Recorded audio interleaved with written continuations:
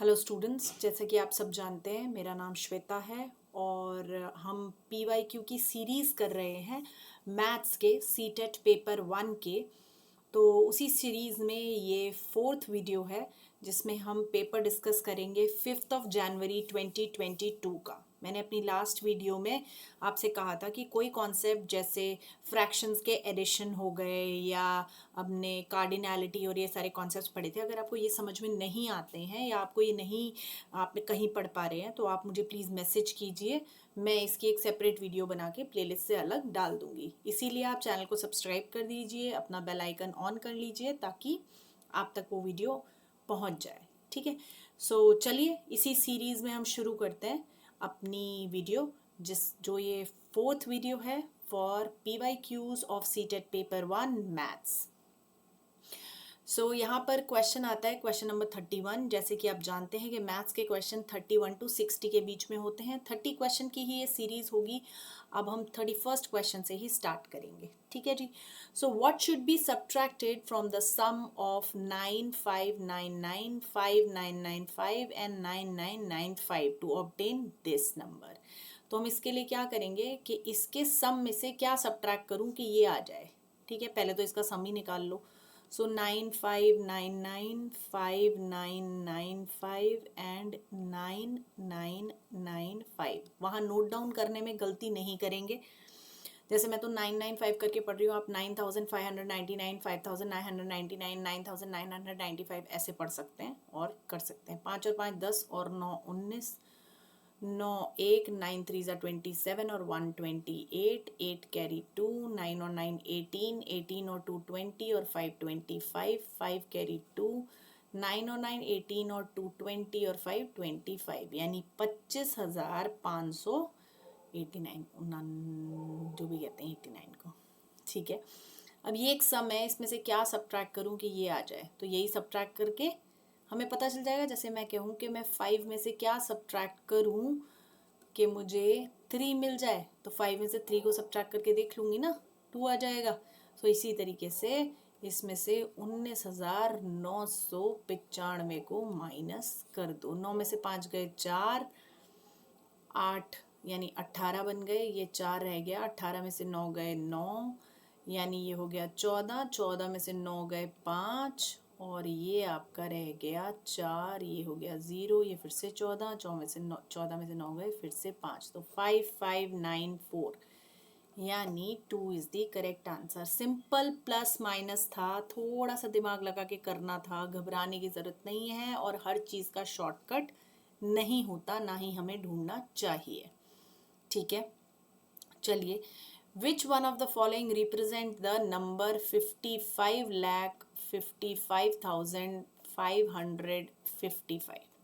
ठीक है, सो सबसे पहले आपको एक चीज़ बताऊं, इंटरनेशनल और नेशनल वैल्यूज़ करने के लिए जो ये नंबर नेम्स होते हैं, इसके लिए सबसे अच्छा तरीका है आप 1s, 10s, 100, 1000, 10,000 ऐसे नंबर्स है ना, तो ये सीरीज़ लिख लीजिए। लाख, 10 लाख और अगर इसके आगे करोड़ लिखा है तो करोड़ भी। वैसे यहाँ करोड़ नहीं है, तो 55 लाख, यानी लाख के तो दोनों नंबर्स भर गए 5 और 5। 55,000 तो 1000 के भी 2 भर गए। अगर यहाँ 5000 होता तो हम 05 लिखते, 50,000 है 50 लिखते, है ना। उसके बाद है 555, तो 100 भी भर गया, 550 भी आ गया, 5 भी आ गया, मतलब कहीं पे 0 लगाने की ज़रूरत नहीं पड़ी हमें। वरना जो प्लेस मिसिंग हो जिसमें नहीं, जैसे 555 यहाँ दिया होता 55,055, तो 100 की प्लेस खाली होती, कुछ नहीं दिया होता तो हम वहाँ 0 लगा लेते। तो अब ये तो सिंपल हो गया बहुत। तो ये हो गए 1 2 3 4 5 6 7 नंबर्स। तो यहाँ पे आप देख लो, आपके पास 2 हैं, ये 555 और 55। इसमें देखो 7 किस में है, 1 2 3 4 5 6 7, तो यही आपका करेक्ट आंसर हो जाता है। इसमें कम है, देखो 1 2 3 4 5 6 है, तो ये है 5,55,555, जबकि यहाँ 55 लाख था, तो this one is the correct answer. I hope I am clear.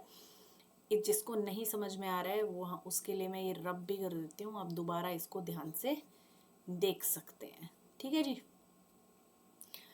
अगर अभी भी क्लियर ना हो आप वीडियो को स्टॉप करके भी क्वेश्चन को आराम से देख सकते हो। उसके बाद आता है नेक्स्ट 33 क्वेश्चन। ये कहता है कुसुम प्लेज विद हर फ्रेंड्स। कुसुम अपने फ्रेंड्स के साथ खेल रही है। हिंदी में भी क्वेश्चन दिख रहा है।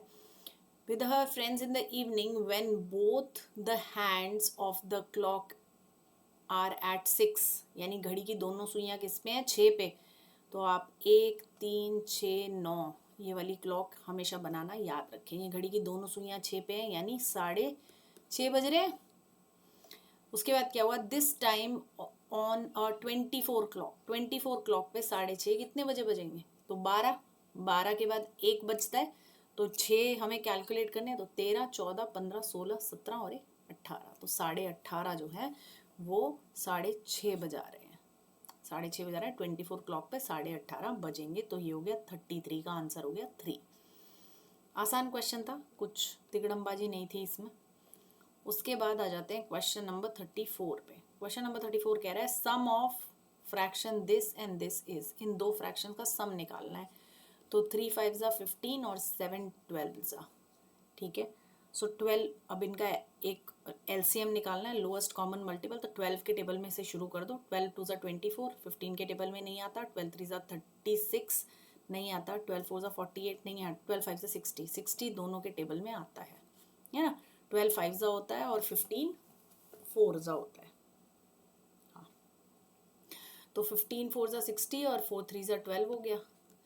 और यहाँ पे हो गया 12 5 ज़ा 60 और 5 7 ज़ा 35, दोनों को जोड़ दो। ये हो गया 7 एंड 3 and 1 4, 47/60। ये रहा आंसर नंबर 2। ठीक है जी। अगर आप इसे सीधा सीधा भी करते हैं, जैसे हम क्रॉस मल्टीप्लिकेशन वाले मेथड से पहले कर रहे थे, सो 12 3 ज़ा 36 प्लस इससे ये मल्टीप्लाई कर दिया। 15 7 ज़ा आ गया, 5 7 ज़ा 35, 5 कैरी 3, ये हो गया 105 अपॉन, और 12 और 15 को मल्टीप्लाई कर दो। 12 5 ज़ा 60, 0 कैरी 5, 12 1 ज़ा 12 और 5 12, 13 14 15 16 17, 170।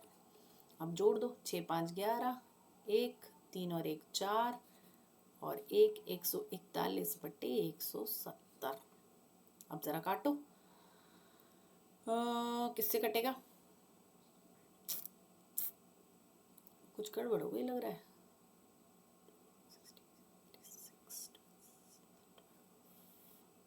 170 नहीं, 180। ठीक है। सो ये हो जाएगा 3 से कट जाएगा। 3 6 ज़ा 18। 3 से नंबर को कटता है कि नहीं ये चेक करने के लिए हम डिजिट्स को ऐड कर देते हैं। अगर एडिशन 3 से हो रहा है तो दूसरे, जैसे 1 4 1 है तो 1 + 4 + 1, 4 और 1 5 और 1 6, इसका सम 6 आ रहा है ना। 6 3 से डिविजिबल है तो ये नंबर भी होगा। तो कर लो। 3 4 ज़ा 12 और 2 और 1 3 7 ज़ा 21, आ गया 47/60। क्योंकि ये जो पहले नंबर आया 141/180, वो तो हमें आंसर में मिल ही नहीं रहा। तो हमें तो आंसर चूज़ करने, तो हम उसे सिंप्लीफाई कर देंगे। ठीक है जी। तो ये दोनों तरीक़ों से मैंने आपको बता दिया, आप कैसे भी फ्रैक्शन का एडिशन कर सकते हैं। बहुत बच्चे होते हैं फ्रैक्शन के एडिशन में प्रॉब्लम होती है, अगर किसी को हो तो मुझे बताएगा। A square has a boundary of 20 centimetre. एक स्क्वायर की बाउंड्री 20 सेंटीमीटर है। From the corner of the square a small square of 1 centimetre cut off. मैं कॉन्टिन्यूसली चौथा पेपर करा रही हूँ, ये सेम क्वेश्चन आ रहा है। ये देखो, ये क्वेश्चन इस तरीके से है, ये ऐसे ऐसे कट गया।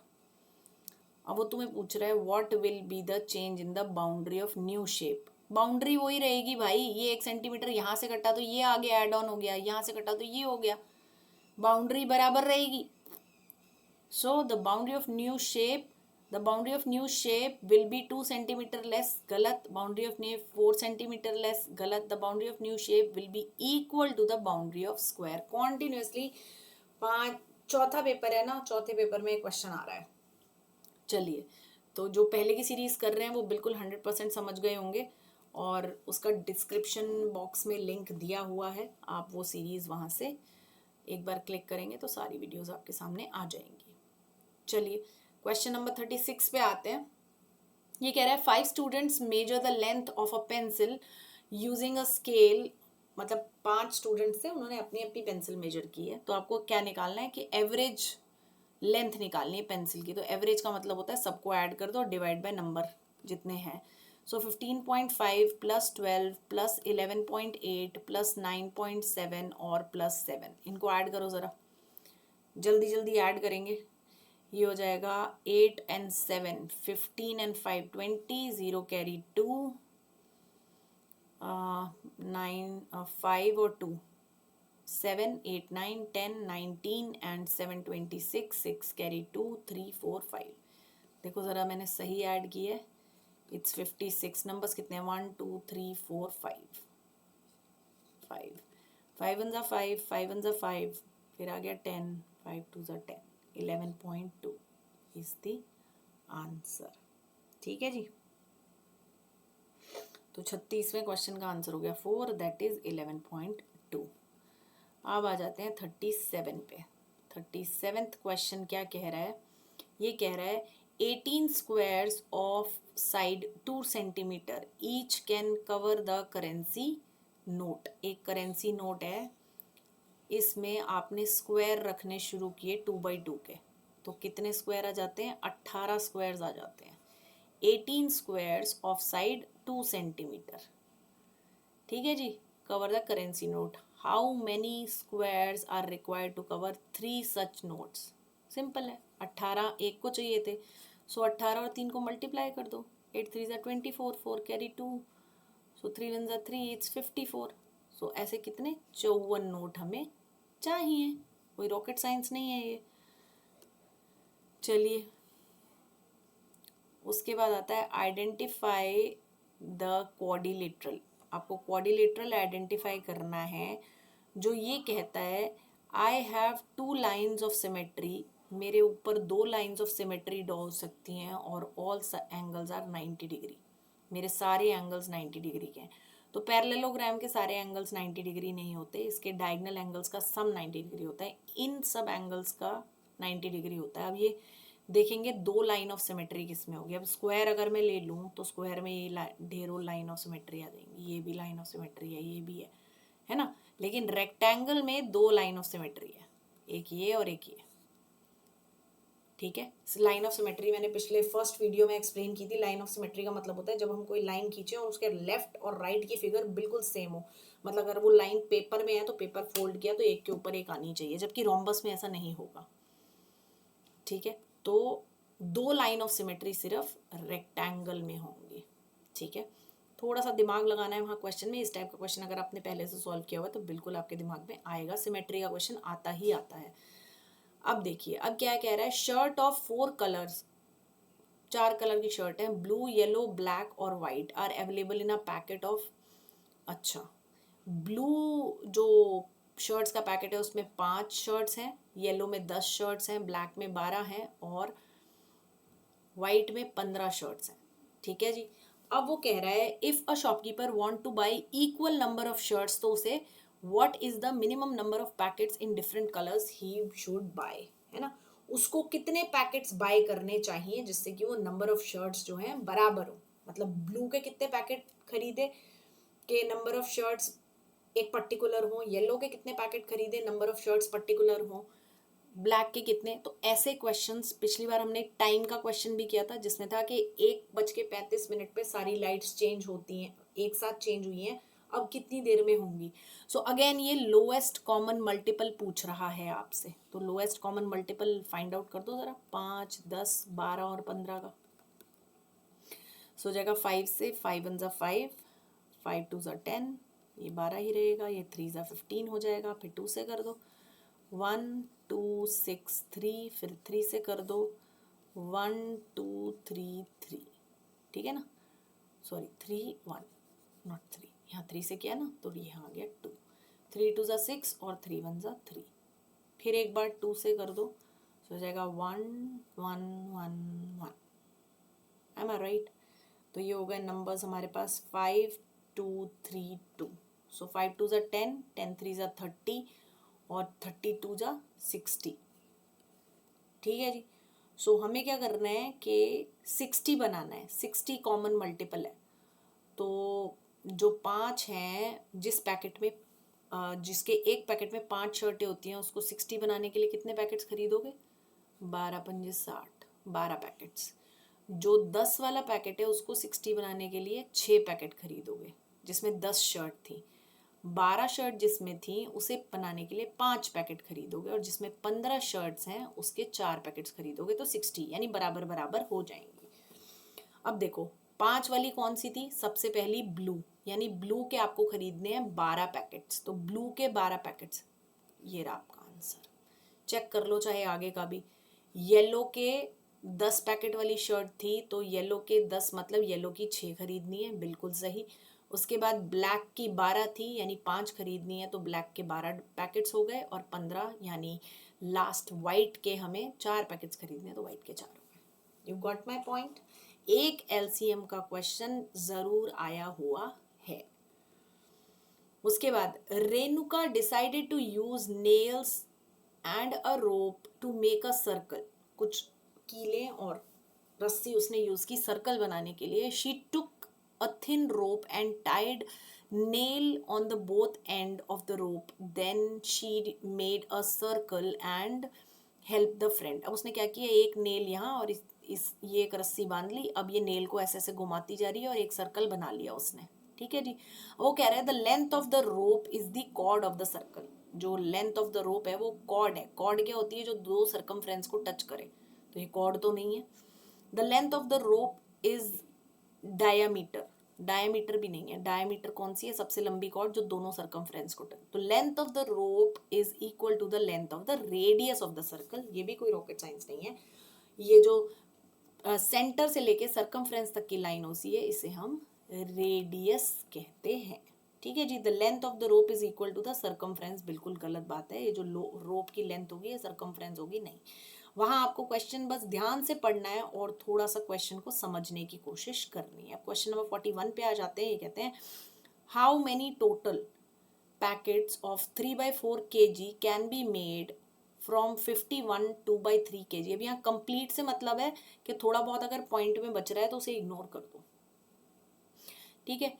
तो 51, सबसे पहले तो 51 2/3 है हमारे पास, इसको डिवाइड करना है, कितने बनेंगे ये चेक करने के लिए 3/4 में, है ना।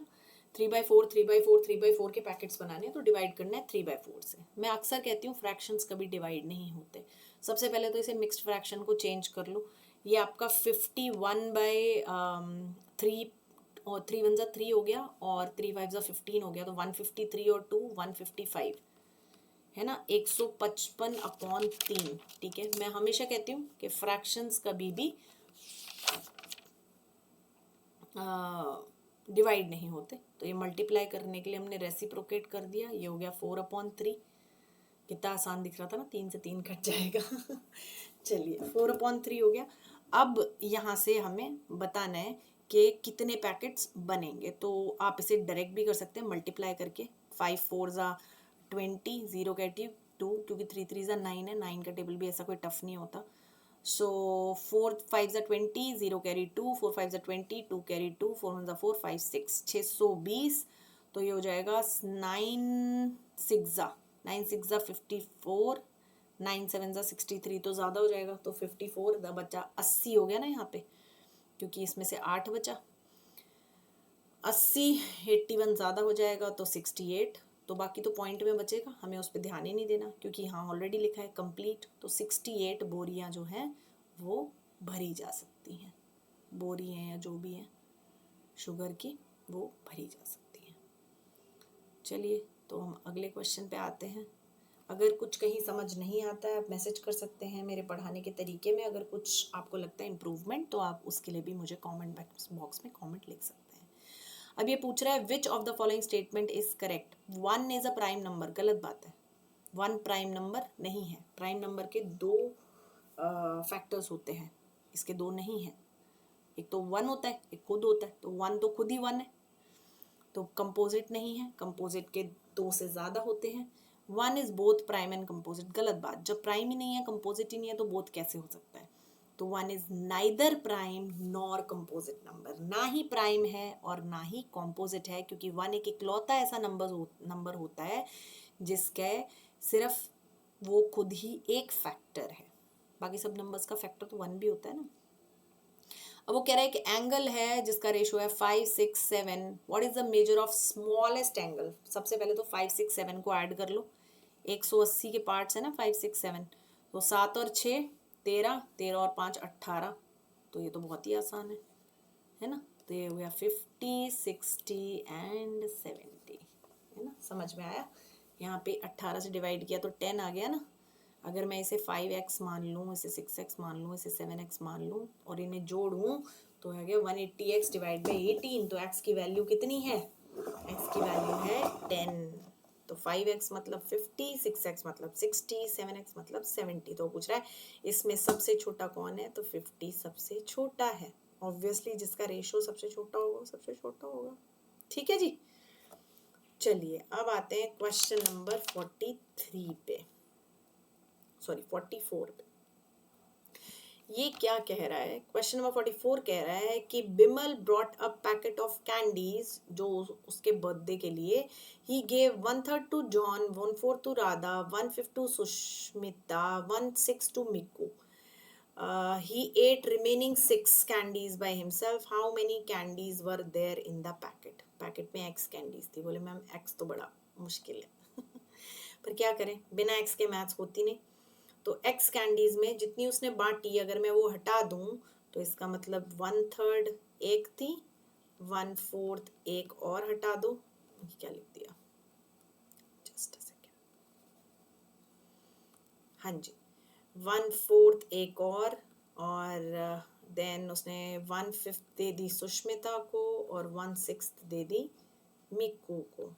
अगर मैं ये हटा दूं तो रिमेनिंग उसके पास बची 6, वो जो उसने खुद खा ली। अब ज़रा इन्हें ऐड कर दो। सो x में से माइनस कर दो, फ्रैक्शन अगेन ऐड, 6 5 ज़ा 30 और 30 को इधर से मल्टीप्लाई करते हैं। 3 4 ज़ा 12, 12 5 ज़ा 60, 60 एलसीएम ले सकते हैं, सबके टेबल में आता है। ठीक है जी। सो 3 2 ज़ा 6, तो ये हो गया 20, 3 20 ज़ा 60 प्लस 4 4 1 ज़ा 4 और 24 5 20, 15 ज़ा 60 प्लस 5 के टेबल में 12 पे 60 आ जाएगा और 6 के टेबल में 10 पे 60 आ जाएगा। तो ये x हो गया। इतना तो बच्चों को उसने बांट दिया है। सो x में से माइनस किया, ज़रा इसे देखो, 20 और 15 35 और 10 45 और 12 57, यानी 57x अपॉन 60। अब इसे सॉल्व कर लो, इज इक्वल टू 6।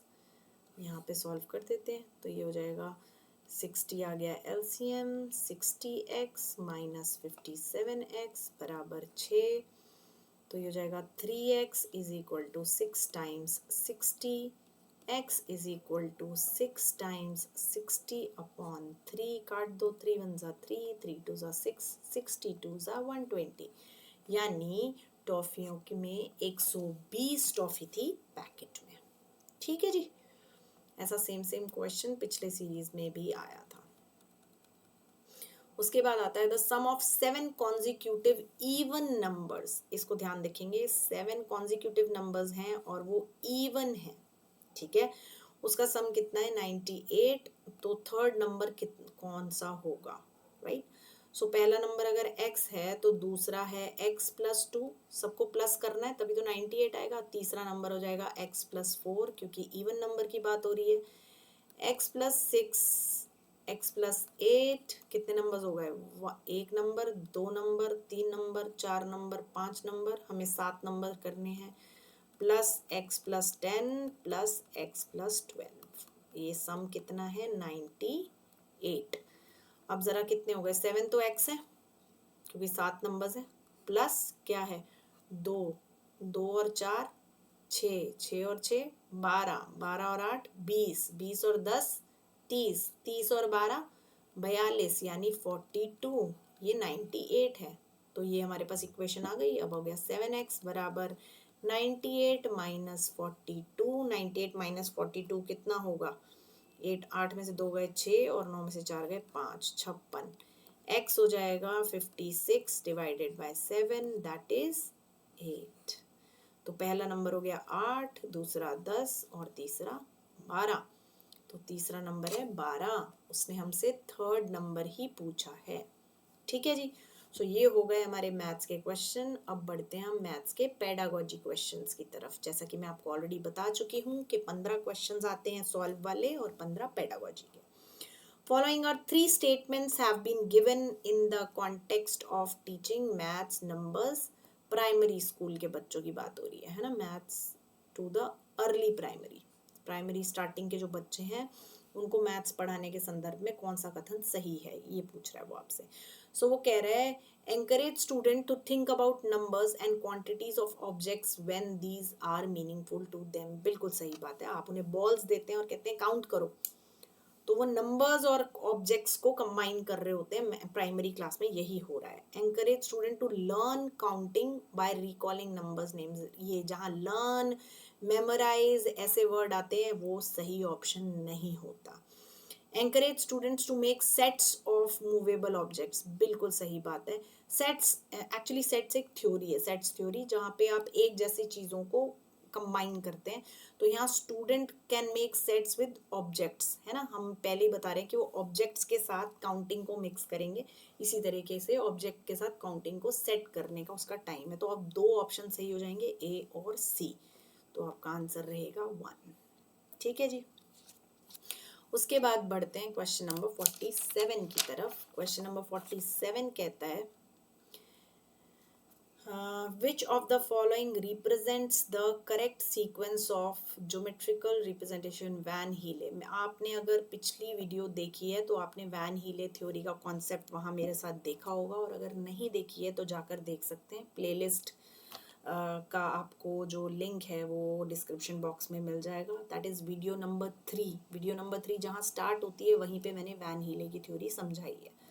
ठीक है, तो जिन्होंने पिछली देखी है वो समझ पाएंगे। सबसे पहला स्टेप विजुअलाइजेशन होता है, तो ये दो ऑप्शन सही हो सकते हैं। विजुअलाइजेशन के बाद बच्चा एनालिसिस करता है ना। यहाँ रिलेशनशिप लिखा है, ये गलत है। तो आपका आंसर होगा आंसर नंबर 3। पहले बच्चा विजुअलाइजेशन करता है, दिस इज लेवल 0। फिर लेवल 1 आता है, वहाँ पे एनालाइज। लेवल 2 आता है, वहाँ पे बच्चा रिलेशनशिप एस्टैब्लिश करता है, जिसे हम इनफॉर्मल डिडक्शन भी कहते हैं। देन लेवल 3 जहाँ बच्चा डिड्यूस करता है, डिडक्शंस करता है। देन एक्सियोमैटिक आता है, जहाँ पे बच्चा प्रॉपर्टीज एक्सप्लेन करता है। इसको हम, ये लेवल 4 है, इसे हम रिगर भी कहते हैं। ठीक है जी। अगर आप इसे और थोड़ा समझना चाहते हैं तो आप मेरी पिछली वीडियो देख सकते हैं, that is video number 3। Which of the following statement is not appropriate for mathematical task? कौन सा statement appropriate नहीं है mathematical task के लिए? When students are challenged with appropriate mathematical tests, there is probability that they become confident in their ability to handle difficult problems. यानी जब हम when students challenge किए जाते हैं विद अप्रोप्रिएट मैथमेटिकल टास्क, तो probability होती है कि दे बिकम कॉन्फिडेंट। अगर अप्रोप्रिएट मैथमेटिकल टास्क दोगे तो वो कॉन्फिडेंट हो जाएंगे एबिलिटीज़ और डिफ़िकल्ट प्रॉब्लम्स के बारे में। ये टास्क, ये बात सही है definitely. If a mathematical task is difficult it can not be engaging for the student. अगर एक मैथमेटिकल टास्क डिफ़िकल्ट है तो बच्चे के लिए एंगेजिंग नहीं होगा, गलत बात है। वो एंगेज ज़्यादा होगा, अगर वो मुश्किल होगा तो उसी को करने में लगा रहेगा। Mathematic task should be encourage student to become autonomous learners. बिल्कुल सही बात है, उनकी स्वायत्ता हो जाए लर्निंग पे, अपने आप वो लर्निंग करने लगे, इसलिए मैथमेटिकल टास्क मतलब बच्चों को इस चीज़ के लिए एंकरेज करते हैं। Mathematical task should provide flexible for exploring alternative path to solve the problem. कोई ऑल्टरनेटिव पाथ निकाले प्रॉब्लम को सॉल्व करने के लिए, ये भी बात सही है। तो हमें नॉट ही निकालना था, तो नॉट ये वाला है, आंसर ये रहेगा जो गलत है। ठीक है,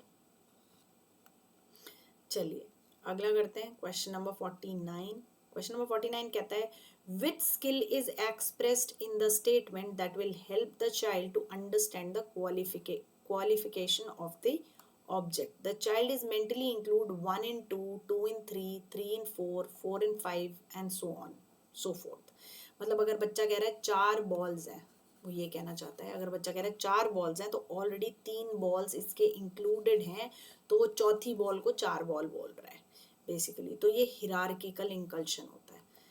हिरार्किकल इंकल्शन, कार्डिनैलिटी, ये सारे मैथ्स के काउंटिंग के टेक्निकल फॉर्म्स हैं। मैं अगले वीडियो में कोशिश करूँगी कि आपको ये बढ़ा दूँ, ठीक है, अगर आपको नहीं आता है तो, ठीक है। तो ये हिरार्किकल इंकल्शन है कि इंक्लूड करते जाते हैं हम, पीछे के नंबर्स इंक्लूडेड होते हैं तभी आगे का 4th या 5th या 6th या 7th बनता है, ठीक है।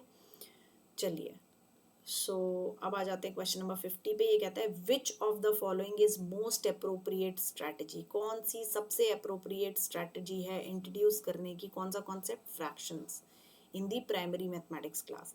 Posing a word problem in on fraction, सबसे पहले बच्चे को वर्ड प्रॉब्लम दे दो, बिल्कुल गलत बात है।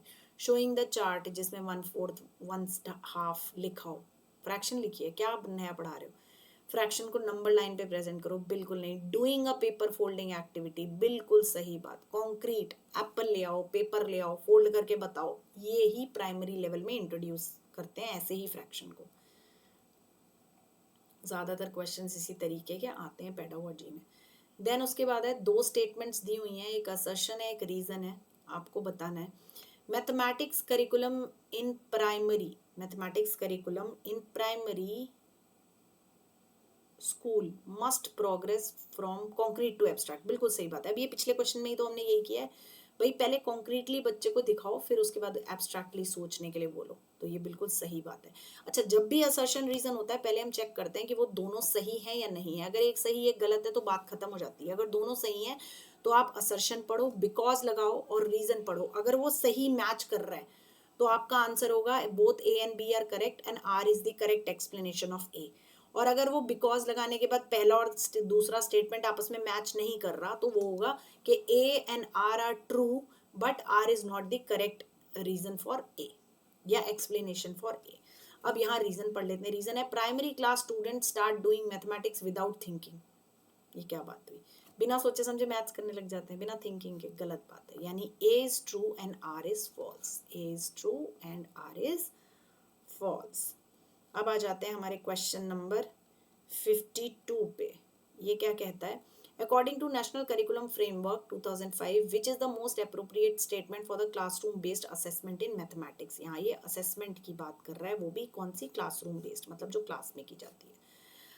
It should not merely be done for evaluating the student, rather should be done providing feedback and improving teaching learning process। बिल्कुल सही बात है। जो असेसमेंट क्लासरूम में होनी चाहिए वो बच्चे को असेस करने के लिए या ग्रेड करने के लिए नहीं होनी चाहिए, वो फीडबैक के लिए और इम्प्रूवमेंट के लिए होनी चाहिए। It must be done to rank the student, गलत, ये स्टूडेंट को रैंक करने के लिए नहीं होती जो क्लासरूम असेसमेंट होती है। It should not be part of mathematical instruction but should be done separately, गलत, हमेशा असेसमेंट पार्ट ऑफ करिकुलम या पार्ट ऑफ सब्जेक्ट ही होता है। Self assessment is not possible in primary classes, तो ये तो वैसे भी इससे रिलेटेड बात ही नहीं है, तो गलत ही है। आ जाओ क्वेश्चन नंबर 53 पे। क्या कहता है, which of the following statement is are true about mathematics among primary grade, again primary की बात कर रहे हैं। सो यहाँ पे है, सबसे पहला है कि children come to school with some ideas about mathematics, बिल्कुल सही बात है। बच्चे कुछ आइडिया तो मैथमेटिक्स का लेकर ही आते हैं स्कूल में, बिल्कुल सही। सो आपका ऐसा ऑप्शन सही होगा जिसमें ए इज करेक्ट, तो ए इसमें है और इसमें है। अब देखो उसके बाद है children ideas about mathematics before coming to school are irrelevant for school mathematics. Irrelevant होते हैं स्कूल मैथमेटिक्स के लिए, जो बच्चे आइडियाज लेकर आते हैं मैथमेटिक्स के, गलत बात है। अगर बच्चा घर से 1 2 3 4 सीख के आ रहा है तो इररेलेवेंट है, तो गलत बात है। देन उसके बाद है children develop special understanding only while studying geometry. जो स्पेशल अंडरस्टैंडिंग होती है स्पेटियल, जिसमें वो ब्लैंक पेज होता है और दिमाग में नहीं, ऐसा नहीं होता ज्योमेट्री, ऐसा स्पेशल अंडरस्टैंडिंग फ्रैक्शंस में भी होती है। सो सी इज ऑल्सो नॉट करेक्ट, तो ये ऑप्शन तो आपका गलत हो जाता है। Then D, children in primary classes are able to identify the shapes on their surrounding, बिल्कुल सही बात है। उनके आसपास जो शेप्स होती हैं, ये सर्कल है, ये है, वो बच्चा आइडेंटिफाई कर सकता है, तो आपका सही आंसर रहेगा ए और डी। उसके बाद आ जाते हैं क्वेश्चन नंबर 54 पे। क्वेश्चन नंबर 54 कहता है according to the national curriculum framework 2005 important features of mathematics curriculum. क्या फीचर्स हैं मैथमेटिक्स करिकुलम के, it should be ambitious and coherent, बिल्कुल सही बात है। एम्बिशियस होना चाहिए और कोहेरेंट होना चाहिए। एम्बिशियस मतलब फ्यूचरिस्टिक, उसके बाद है it should B activity and oriented, बिल्कुल एक्टिविटी बेस्ड होना चाहिए, ओरिएंटेड होना चाहिए। It should include more numbers of summative assessment, क्यों बार बार असेस करना है, समेटिव वो भी क्यों। It should emphasize on procedures knowledge of formula over understanding, मतलब procedural knowledge ज़्यादा होनी चाहिए बच्चे को, knowledge it should be emphasize on procedure पर ज़्यादा emphasize होना चाहिए knowledge of formula से। ये तो कितनी बेवकूफ़ी भरी बात है। सो ये दो बिल्कुल गलत है, तो ए और बी आपका सही आंसर रहेगा, दैट इज 3। अब आ जाते हैं 55 पर। 55 कहता है the most appropriate example of student centred mathematics, आपको बताना है या चाइल्ड सेंटर्ड मैथमेटिक्स के लिए सबसे सही बात क्या है। Providing multiple questions to every student in a class for practice, अच्छा इससे चाइल्ड सेंटर्ड हो जाएगा, गलत। Teacher is asking every student to solve the problem on the blackboard, सब बच्चों को ब्लैक बोर्ड पे बुलाओ, चाइल्ड सेंटर्ड हो गया, गलत बात। Teacher is engaging with student in the classroom to build their mathematical understanding from their personal experience, बिल्कुल सही। अगर टीचर सबके पास जा रही है, उनके पर्सनल एक्सपीरियंस से उसको मैथमेटिक्स से रियल लाइफ से कनेक्ट करके पढ़ा रही है, तो डेफिनेटली वो चाइल्ड सेंटर्ड है। उसमें teacher is solving the problem on black board and explaining the algorithm, तो ये चाइल्ड सेंटर्ड नहीं है, ये टीचर सेंटर्ड है। तो आई थिंक बहुत आसान था, ये ज़्यादा मुश्किल नहीं था। अच्छा, अगर आपको लगता है कि मैं साथ साथ क्वेश्चन सॉल्व करा रही हूँ, आप खुद से करना चाहते हैं, तो जैसे ही मैं क्वेश्चन प्रेजेंट करती हूँ, आप अपनी वीडियो को रोकिए, क्वेश्चन को पढ़िए, अपने दिमाग में आंसर को सेट करिए और फिर वीडियो को ऑन करिए, ठीक है। तो आप ऐसे भी क्वेश्चन को कर सकते हैं। अब आ जाते हैं 56 पे। 56 क्या कहता है कि विच of the following is most appropriate about the mathematics text book की बात कर रहा है प्राइमरी क्लासेस में। वो क्या कह रहा है, the problem given in the textbook should reduce solution to know the specific tricks. अच्छा, पहले स्पेसिफिक ट्रिक्स बच्चे को सिखानी चाहिए, एक बार हिंदी में भी इसे पढ़ लेते हैं क्या कहना चाहता है। ये कह रहा है पाठ्य पुस्तक में दी गई समस्याओं के समाधानों को केवल विशेष युक्तियों के ज्ञान तक सीमित होना चाहिए, गलत। यानी ट्रिक्स हर क्वेश्चन की होनी चाहिए, वहीं तक सीमित होनी चाहिए, स्पेसिफाई होनी चाहिए। The language used in text book must not be far remove from everyday speech of students, बिल्कुल बहुत दूर नहीं होनी चाहिए जो बच्चे की एवरीडे लाइफ की लैंग्वेज है उससे, तो बिल्कुल सही बात है। So the book should not include story and other narrative rather than include a lot of questions of practice, गलत बात है। अगर उसमें ये सब नहीं होगा, स्टोरीज और नैरेटिव्स नहीं होंगे, कहानी नहीं बनाई जाएगी, तो मैथ्स को रियल लाइफ से कनेक्ट कैसे करोगे। सो सिर्फ बी इज करेक्ट, यानी option number 3, only B is correct. Then आ जाता है which of the following is not a process of mathematics teaching learning. Abstraction बिल्कुल होता है ना, हम करते हैं ना कॉन्क्रीट से एब्स्ट्रैक्ट की ओर, तो एब्स्ट्रैक्शन कराया जाता है। 1/4 आपने दिमाग में सोचना होता है, इन्वेस्टिगेशन आप करते ही हो, ऑप्टिमाइजिंग आशावादी रहते हो, क्योंकि हर प्रॉब्लम का एक सोल्यूशन होता है, रोट मेमोराइजेशन नहीं होगा, ठीक है जी। वैसे तो साफ साफ दिखाई दे रहा था, पर समझाना तो मेरा काम है। देन नेक्स्ट आ जाते हैं which of the following is not a step of Polya's. मैंने पिछली बार पोलियाज का स्टेप्स कराए थे एंड एक बार फिर से रिवाइज करा देती हूँ। पहला स्टेप होता है अंडरस्टैंडिंग द प्रॉब्लम, दूसरा स्टेप होता है डिवाइस द प्लान, तीसरा होता है कैरी आउट, चौथा होता है लुक बैक, फोर्थ तो इसमें क्या नहीं होता, मेमोराइजिंग द एल्गोरिथम नहीं होता। पोलियास का प्रॉब्लम सॉल्विंग मॉडल यही है, 4 स्टेप्स होते हैं। पिछली पे क्वेश्चन में भी कुछ ऐसा ही था और आगे भी आपको सीक्वेंस में भी लगाने के लिए आ सकता है, तो इसको याद रखेंगे। सबसे पहले अंडरस्टैंड करते हैं, फिर devise, then carry out, then look back. 59 पे आ जाते हैं। एक बच्चा है, पहले उसने लिखा 73 35 + 27, फिर लिखा 35 73, मतलब इन दोनों को इंटरचेंज कर दिया, फिर लिखा 27, फिर 35 को बाहर कर दिया, 73 27 को अंदर ले आया और फिर उसने सॉल्व किया। तो वो क्या कर रहा है, कौन सी प्रॉपर्टी लगा रहा है, commutative associative, commutative distributive, distributive identity और आइडेंटिटी एसोसिएटिव लगा रहा है। कॉम्यूटेटिव यानी a + b और b + a बराबर होते हैं, यहाँ पे लगाई उसने ये वाली। फिर उसने एसोसिएटिव लगाई, एसोसिएटिव होती है a + b + c is equal to A plus B plus C. याद रखना कॉम्युनिकेशन 2 के बीच में होता है, एसोसिएशन 3 के बीच में होता है, ऐसे याद कर सकते हो। तो कॉम्यूटेटिव होती है A plus B is equal to B plus A, और एसोसिएटिव में सी और आ जाता है क्योंकि एसोसिएशन 3 के बीच में होते हैं। डिस्ट्रीब्यूटिव प्रॉपर्टी क्या होती है, A times B plus C is equal to A times B plus A times C. मम्मी बाहर खड़ी है खाना लेके, 2 बच्चे हैं, जैसे ही मम्मी अंदर आई, मतलब ये ब्रैकेट हटा, दरवाज़ा खुला, तो मम्मी ने पहले एक को खाना खिलाया, फिर दूसरे को खाना खिलाया। ठीक है जी। तो ये होती है हमारी डिस्ट्रीब्यूटिव प्रॉपर्टी। ठीक है, चलिए अब आते हैं last question, that is question number 60 पर। तो क्वेश्चन नंबर 60 क्या कहता है कि एक बच्चा है, student solve the problem on multiplication in the following वे। क्या किया उसने, 35, 23 और 75, मतलब 3 5 से उसने शायद 15 कर दिया होगा, यहाँ कैरी 1 किया, और 2 3 से 6 कर दिया, और 7 1 कैरी कर दिया, तो उसने आंसर 75 निकाल दिया। तो ये उसने क्या किया है probably. The student is unable to recall the multiplication table up to 10। नहीं, ऐसा है ही नहीं, उसे समझ में ही नहीं आ रहा है। The student has extended the algorithm of addition to multiplication। उसने क्या किया, एडिशन के एल्गोरिथम को ही मल्टीप्लिकेशन में लगा दिया। बिल्कुल सही बात है, एडिशन में हम ऐसे ही करते हैं ना, इन दोनों को ऐड करते हैं फिर इन दोनों को ऐड करते हैं। उसने मल्टीप्लिकेशन में क्या किया, इन दोनों को मल्टीप्लाई किया फिर इन दोनों को मल्टीप्लाई कर दिया।